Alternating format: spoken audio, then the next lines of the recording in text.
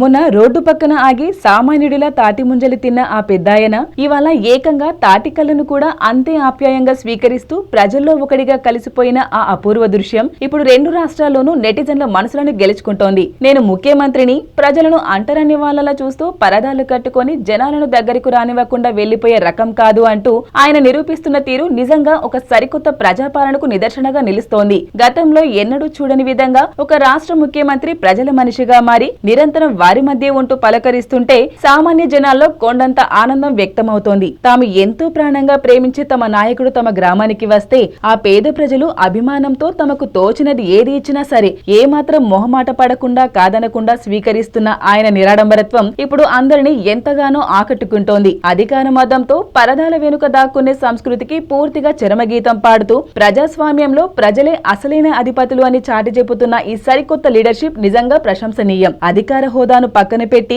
సామాన్యుడి గుండెలో స్థానం సంపాదించుకున్న ఆ పెద్దాయన నడవడిక రాబోయే రోజుల్లో సరికొత్త ప్రజా విప్లవానికి తిరుగులేని సాక్ష్యంగా నిలవడం ఖాయం.